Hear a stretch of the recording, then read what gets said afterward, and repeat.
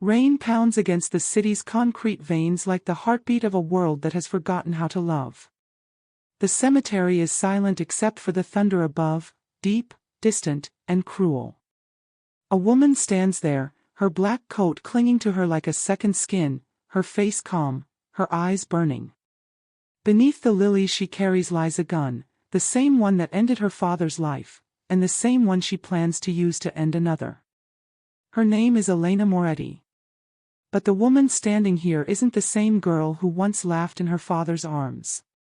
That girl died the night she found out who her father truly was. She hunted the man who killed her father, and found the truth instead. All her life, Elena believed her father was a good man. A businessman. A man who kept their small family safe while the world outside tore itself apart. But good men don't come home at midnight with bruised knuckles and blood beneath their fingernails. Good men don't hide guns in kitchen drawers or lock their study doors when they take phone calls in the dark. She remembers the night her world cracked open. She was 15. The house smelled like rain, like tonight. She heard voices, angry, low, dangerous. She crept down the stairs, barefoot, holding her breath. Then she saw it, her father, standing over a man on the floor, gun raised, his face cold, unfamiliar. The shot came like thunder. The man fell. And her father didn't even flinch. He looked up, right at her. For a second, their eyes met. He didn't shout, didn't deny it. He just whispered, "Go back upstairs." That was the last time she saw him alive. Days later, they found him dead, shot in the same way he had killed. The police called it a robbery. She called it a message. And the message was signed by one name whispered through every dark corner of the city, Dante Ricci. The Mafia Boss. Her father's old ally, and his executioner. Years passed. Elena disappeared, traded her name for a shadow, her innocence for skill. She learned to fight, to lie, to wait. She carried his gun with her everywhere, not as a weapon, but as a reminder. The metal was cold, heavy with memory. Each night she whispered the same vow before she slept, "I'll find you. And when I do, I'll end you the way you ended him." But now, standing in the rain with his grave beneath her feet, the gun feels heavier than ever. She has found the man she's been hunting, and something she never expected inside herself. Because revenge is simple, until you meet the monster and realize he's not what you imagined. Until his eyes look at you not with hatred, but with regret. So the question remains. When revenge becomes the only thing you live for, what happens when your heart betrays your mission? Rain had taught Elena Moretti to keep her face still, to let the world pour over her until it washed away the parts that might break. I tell you this because you need to see the girl before you see the weapon, the way she learned to fold herself small and listen, the way she learned to watch people like they were books she could read one page at a time. At 26, Elena looks like someone who has practiced calm until it became habit, sharp cheekbones, slow hands, a voice that doesn't hurry. But those quiet edges are practice. They were honed on nights when the light slipped under the door and the phone at the foot of the bed rang with names that made men stand straighter and women close curtains. She grew up in a house with curtains always drawn and the smell of espresso thick in the kitchen. Her father, Marco Moretti, called himself a businessman. He wore plain shirts and smelled of mint and regret. He taught her to set the table properly, to count coins before spending them, to never ask too many questions.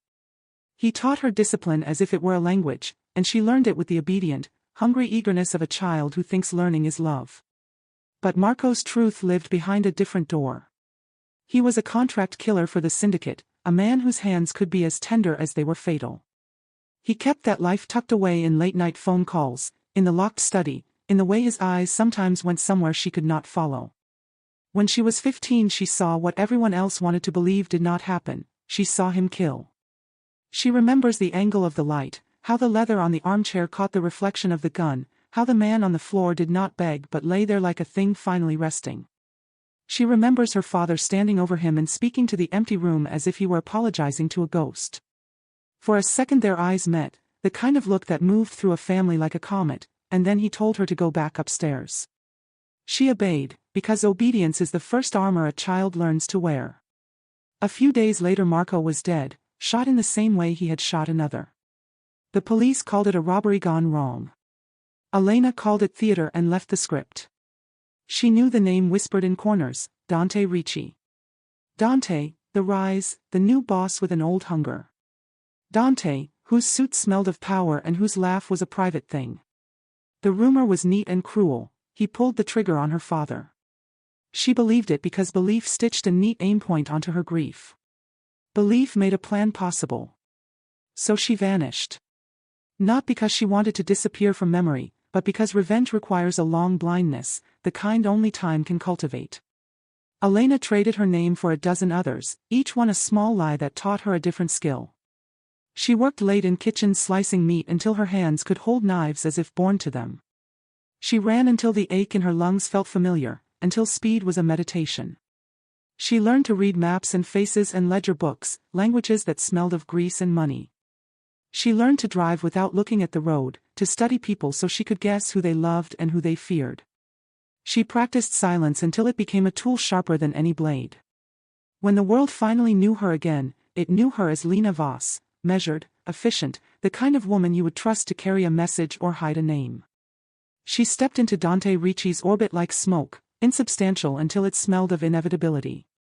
The syndicate, as Elena discovered, is a maze of favors and ledgers, of debts recorded in the careful hand of men who understood that loyalty is currency.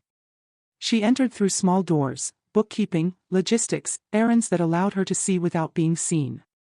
In the beginning, every act was a calculation, notes taken, patterns memorized, Dante's routines catalogued like a scientist studying a subject. Then the first night came when she saw his ring. She'd watched his hands before, those hands that could sign away fortunes and promise executions, but that night the ring caught the light and something cold and old clinked in her chest. It was the same ring she had seen in her father's blood, a small mark she had traced with fingers that smelled of iron and fear when she hid in the cupboard that night years ago.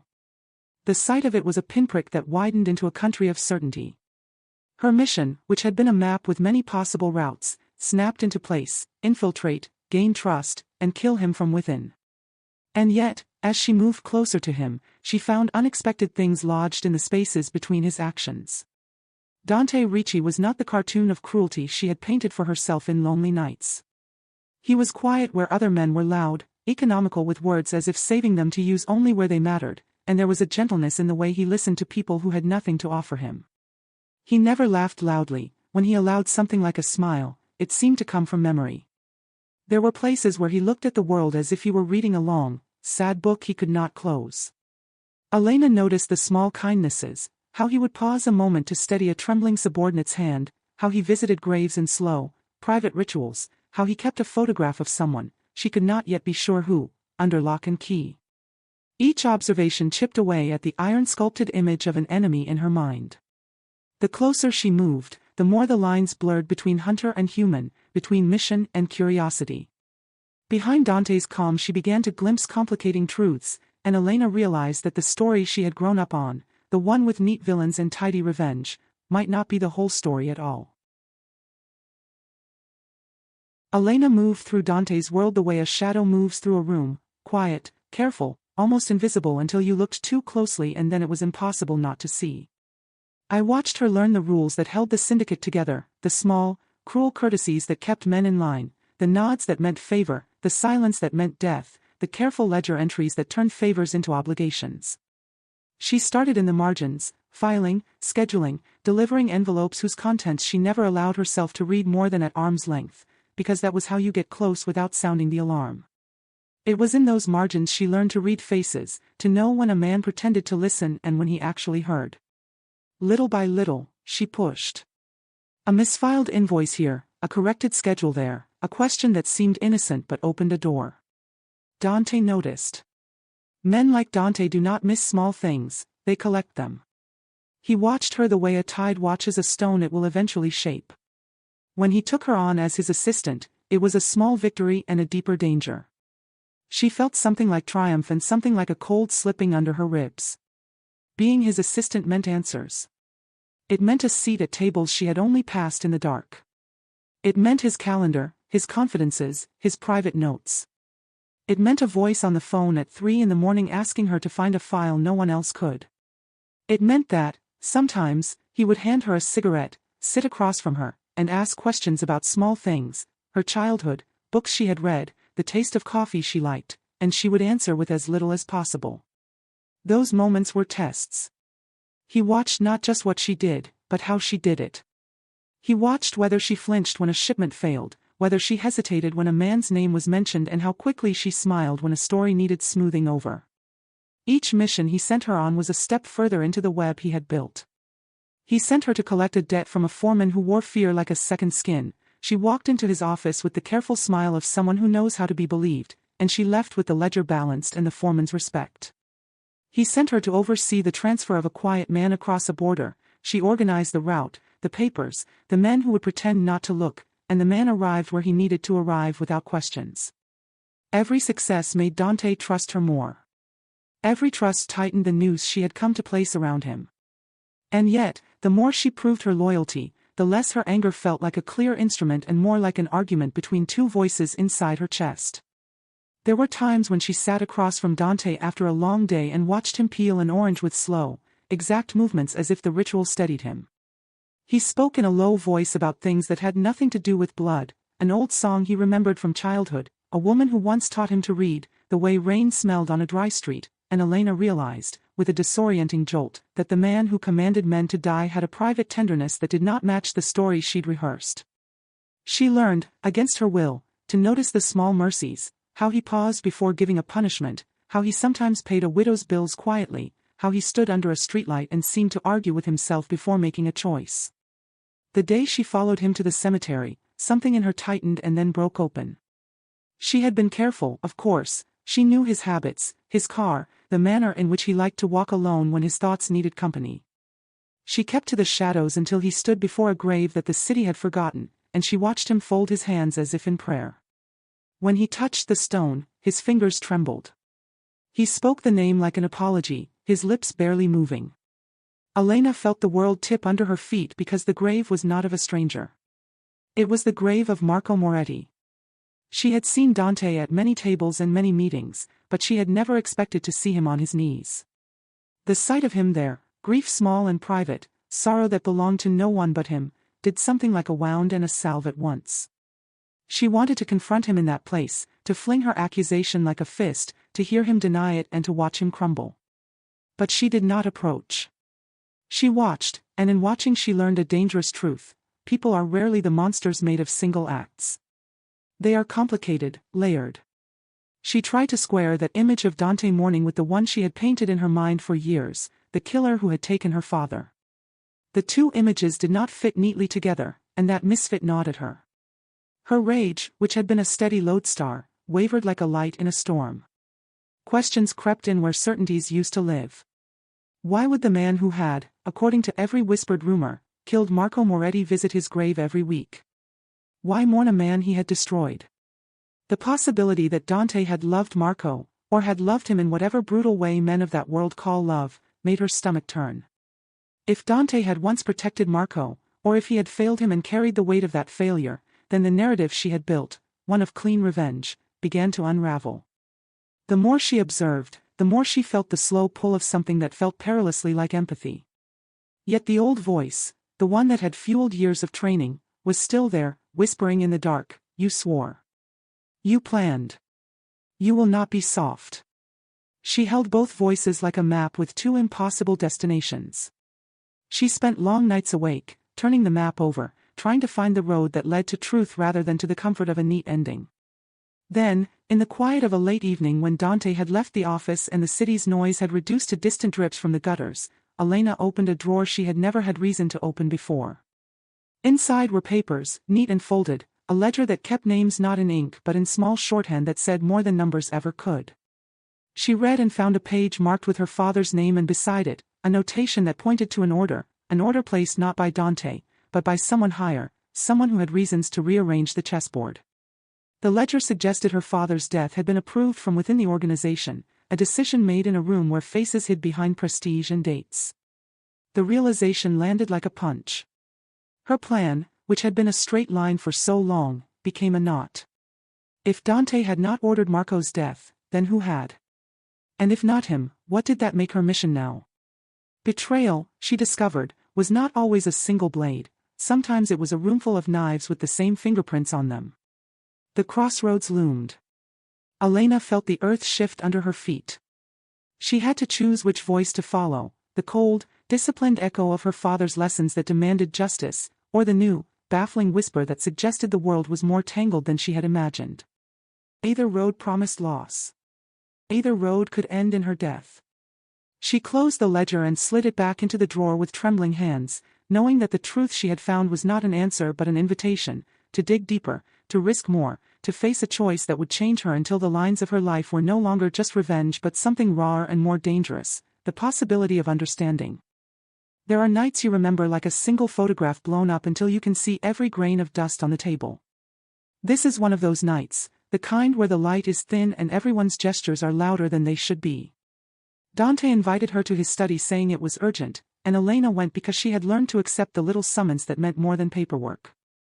She had rehearsed questions in her head for years, had imagined his denial, his anger, the exact shape revenge would take when at last she stood across from the man she thought had killed her father.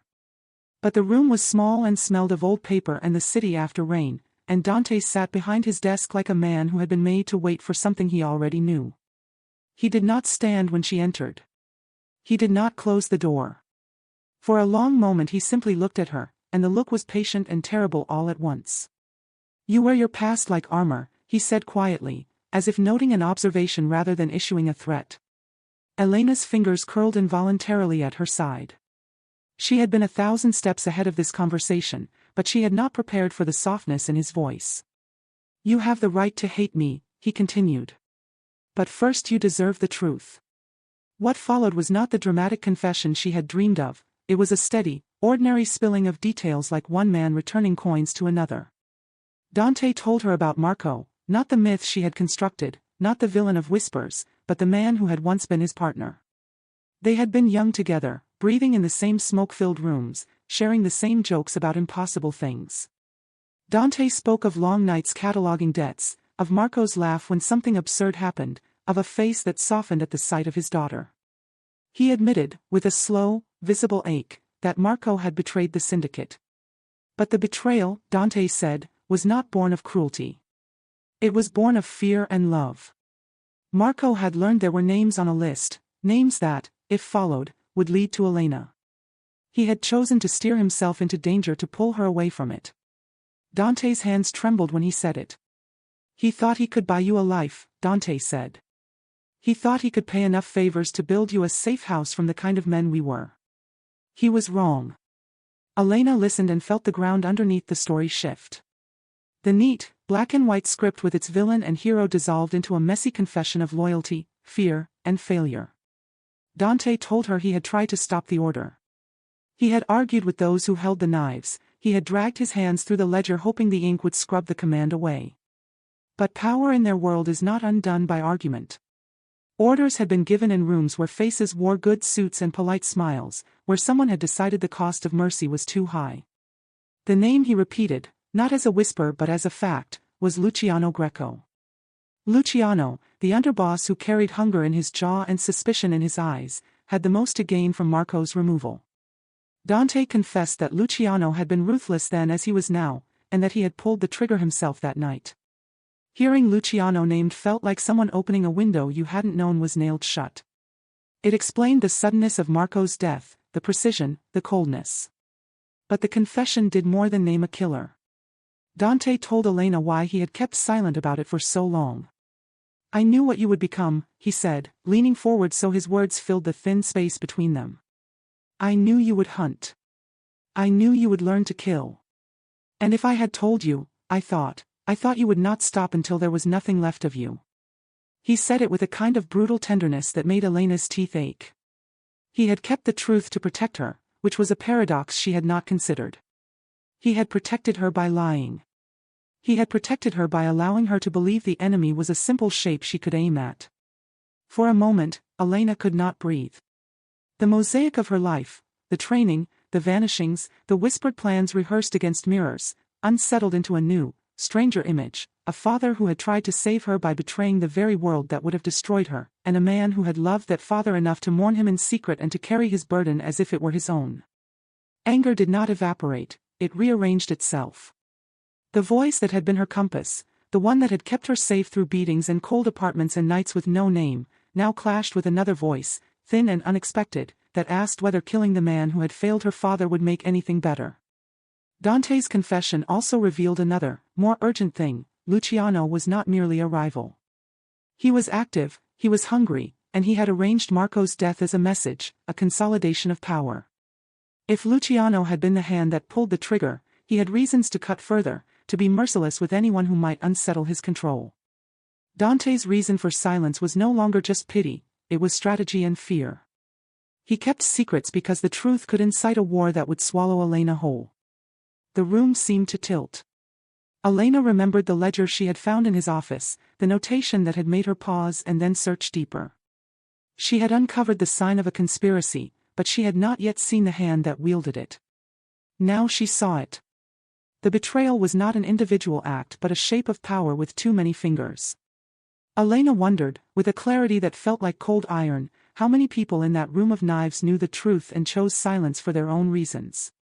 Dante told her he had tried to make amends quietly, he had left payments on Marco's grave, he had watched over short, necessary things, he had paid debts of small mercy. He had done what he could without lighting the match that would burn everything. "I didn't tell you because I thought ignorance would give you a chance to be something else," he said. "But now you are here, and ignorance is no longer a service." The confession collapsed Elena's role into two choices: continue the path she had mapped out with a neat endpoint of death, or accept a new, dirtier mission where survival required alliances she had once vowed to destroy.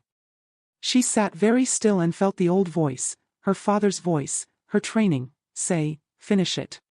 Do not be fooled by kindness." And another voice inside, softer, newly formed, said, "You could save him. Or he could save you. The lines are not what you thought they were." The revelation did not resolve anything. It fractured her certainty and forced her to consider a new truth: revenge could be a grave you dug for yourself.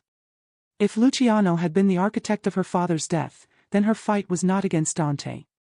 It was bigger, meaner, and more dangerous. It meant the room she had been walking into with a loaded gun might actually be a battlefield where she needed to survive, not only to avenge. The moral question burned: if the man who had protected her in secret was the only one standing between her and a war she could not win, what did loyalty mean then?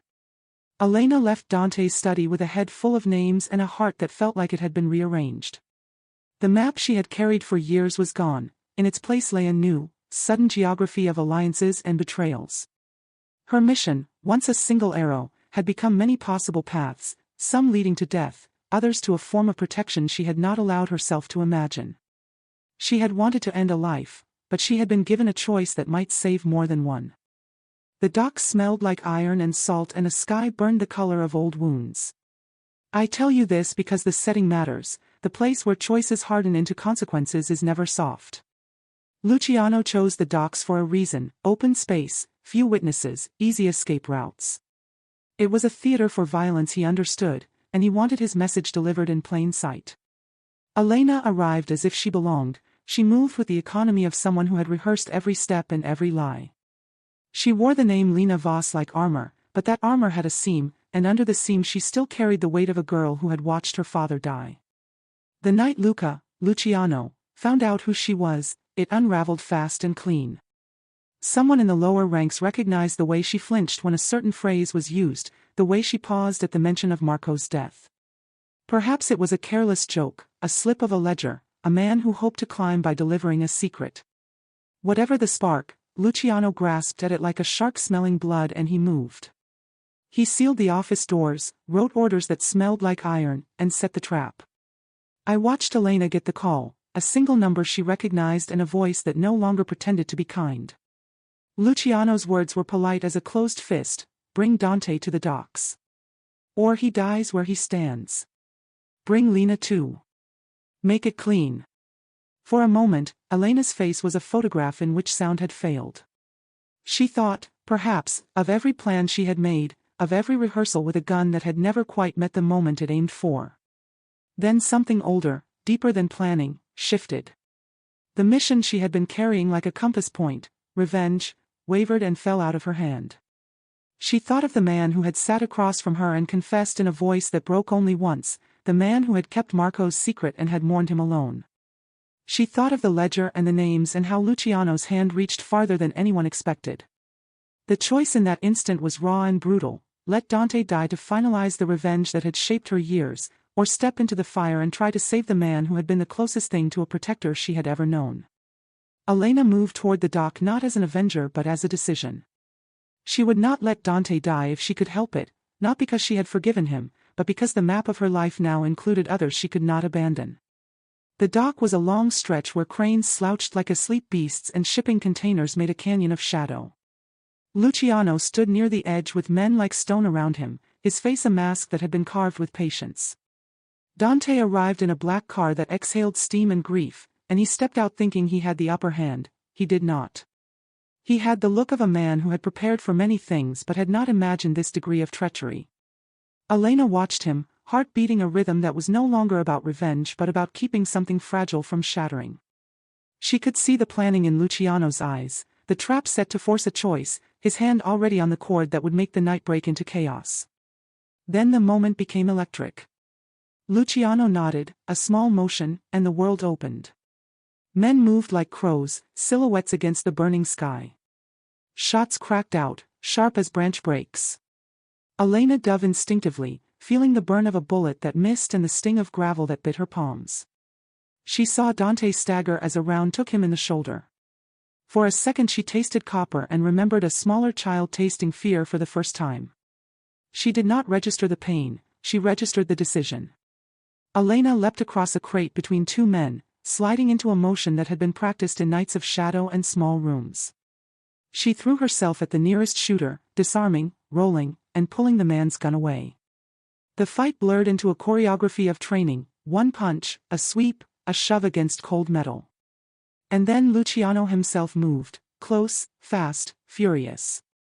He had always been the type who preferred directness, a blade where Dante used ledger books. They found each other across the hiss of automatic fire. Elena fired, because firing is a language she had learned too well. Bullets answered bullets in a short, terrible grammar. She heard Dante curse and then howl when another shot found him.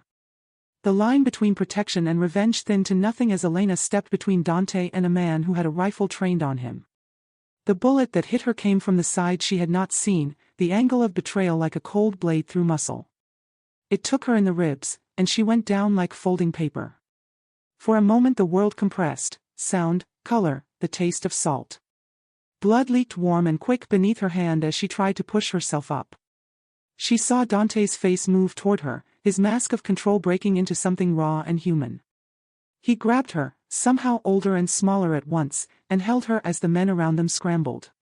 The fight finished as quickly as flames lightened. Luciano's men retreated when their leader barked the order, and the docks were left littered with spent shell casings and breathing, broken men. It was quiet enough to hear the sea. Dante took her in his arms like a man who had been saving a confession instead of a life. He pressed his face into the crook of her shoulder and tasted salt and iron and the smell of rain from her coat. Elena's breath came shallow and fast. The pain in her side sang with each inhalation. She tried to speak and could manage only a laugh that sounded like breaking glass. "I came to kill you," she said, the words ragged but clear. "For a moment I thought the night would hold its breath forever." Dante's fingers tightened on her hair as if to anchor himself. His voice was close and low, not the steel it had been but something threadbare and true. "I know," he replied, and there was no denial in it, only that terrible, gentle admission that lives inside people who have carried guilt like a stone. He pulled her closer, and then, softer, "Your father would be proud you didn't." The sound of those words struck something in her like a bell. Tears mixed with blood and rain and slid down the side of her face. They were not theatrical. They were not a script. They were small and real and full of everything she had practiced to deaden. Elena let herself be cradled. The gun she had carried for years, the weapon that had been the axis of her life, slipped from her fingers as if its purpose had been spent. It fell with a clink and then a small arc, and for a breath it hung there between sea and sky before plunging into black water with a single, final swallow. The sound was small, almost polite, like a secret being finally allowed to sink. The cycle she had been tracing since she was 15 broke in that instant.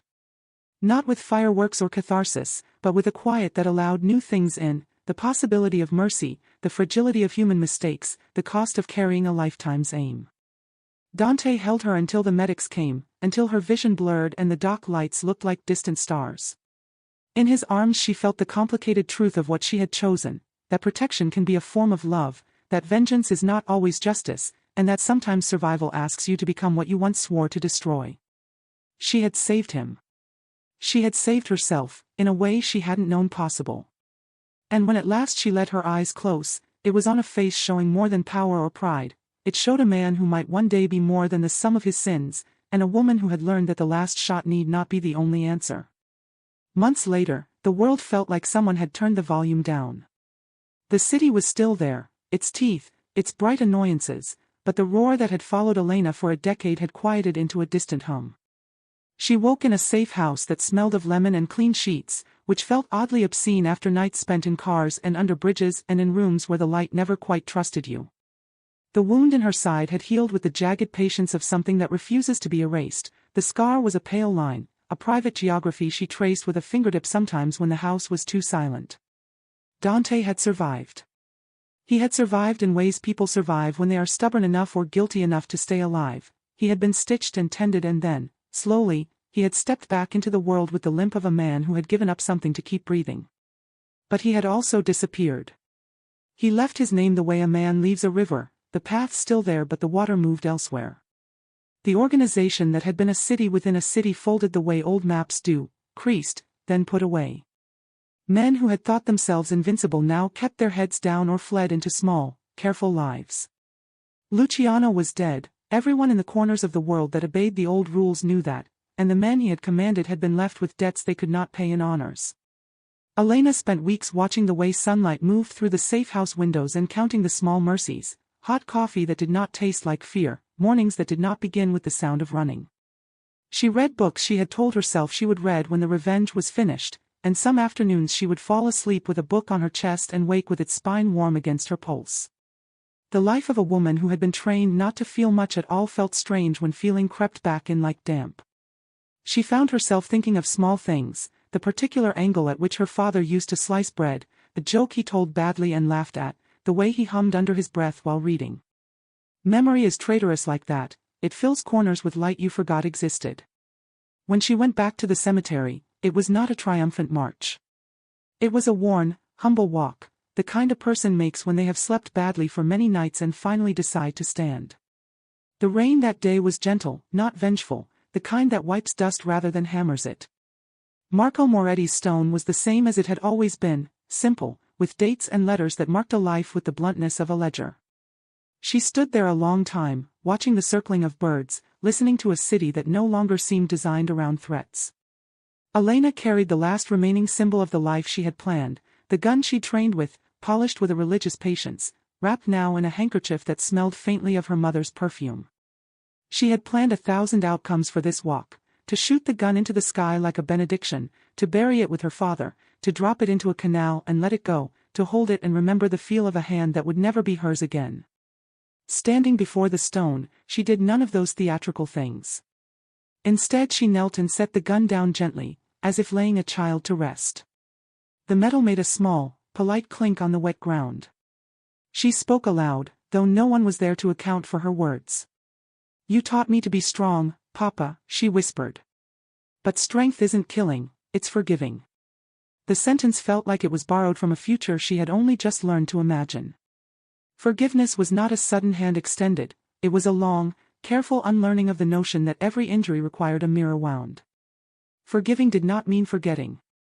It did not erase the nights, or the training, or the hollow places where anger had lived. It simply meant she would not let that anger be the last thing she offered the world. She left the grave with the weight of the handkerchief in her pocket and a lightness beneath her ribs she had not known since childhood. The safe house again welcomed ordinary things, the hum of a refrigerator, a neighbor laughing through a thin wall, a radio that played a song she remembered from a market in a different life. Days went by in unremarkable rhythms. She began to plan, not for killing but for something less tidy, a life shaped by choice rather than by orders. She thought of the ledger Dante had shown her, of names that had tried to hold a whole city's worth of souls in balance. She thought of Luciano's hunger and how a man's hunger can metastasize into cruelty. She thought of all the men who had thought their choices were invisible. And she thought, sitting at a small kitchen table watching the light pool at noon, about Dante. He had saved her in a way he had never meant to, perhaps, and he had kept secrets as if secrecy were a form of tenderness. He had paid his debts in private. He had mourned her father with a fidelity that did not ask for reward. Months had passed since the docks. Then one afternoon, as she walked away from a small shop with a packet of bread under her arm, a car slowed and rolled up to the curb. The engine was quiet in that way high-end cars are when they try not to announce themselves. Elena's chest tightened with a thought she had not invited. Perhaps it was news of something, an old grudge, a new threat. The window lowered. Dante stepped out, his coat catching the light like a promise or a wound, the thing itself hard to tell. He looked older in some ways, the lines at the corners of his mouth sharper, his shoulders carrying an invisible weight.